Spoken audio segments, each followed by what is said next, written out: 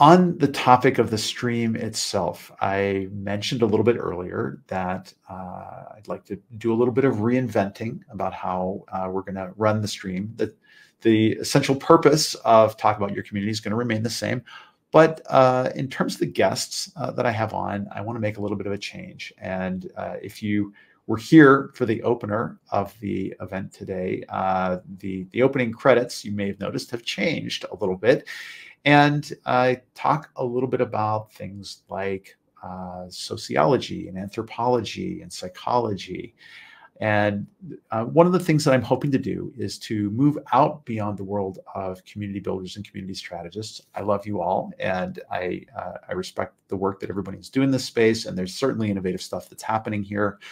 But I think I'd like, as the focus of the guests for the Talk About Your Community show, to have experts from other fields come in to share their insights and ideas about community building and how their work has impacts on it.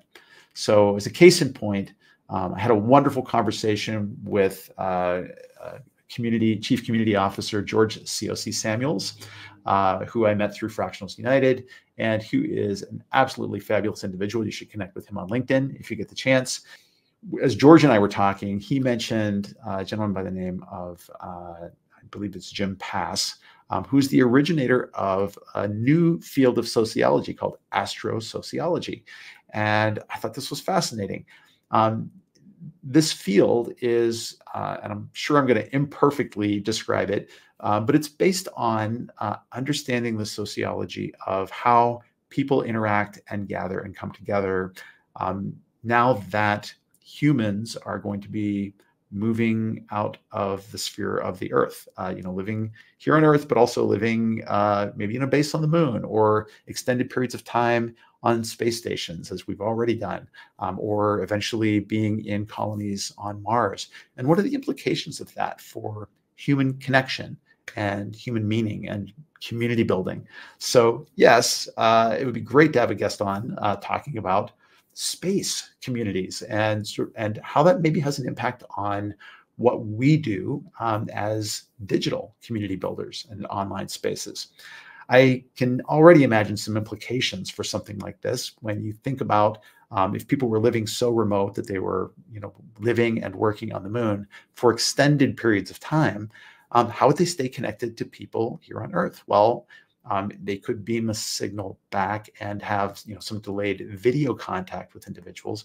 But I think that their connections with others by necessity would have to be asynchronous in nature, which is a really good use case for the kinds of online community discussion forums and private online community groups that we have that aren't necessarily directly chat-based, but can be post-based. So I post and get a reply at a later time whenever I've got the time to reply. Keeping people connected who are vastly separated in distance, especially as we move out into outer space, is a really interesting question. And how we maintain these kinds of relationships over time, I think, is going to be something that has implications for how we think about community building here on Earth.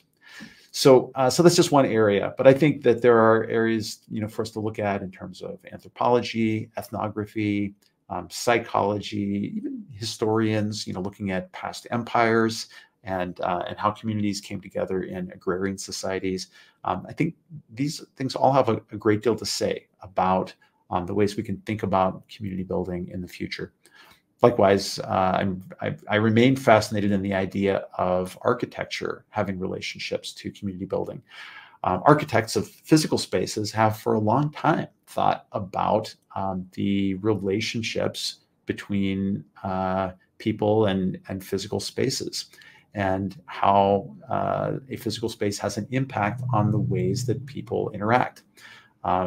There's a book in my father-in-law's house. My mother-in-law had a book called Not So Big House that was published back in the 90s, and really talking about having human livable spaces designed, places that are not like the mega mansions of old where they're designed to intimidate and create a sense of awe, but places that are more intimate and welcoming and are conducive to helping people feel connected and creative and safe.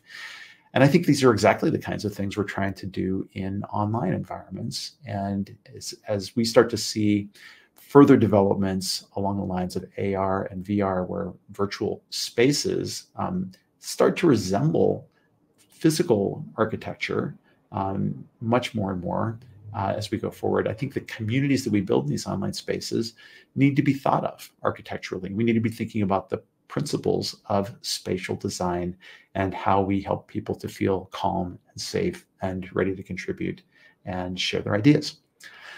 So that's just one example of some ways that I think I'd like the show to go in the future. I'd love to hear your ideas and what you think would be a great way forward in the future. If you have an idea for a guest or somebody you think I should talk to from another field, please suggest them in the comments, and we can definitely go from there.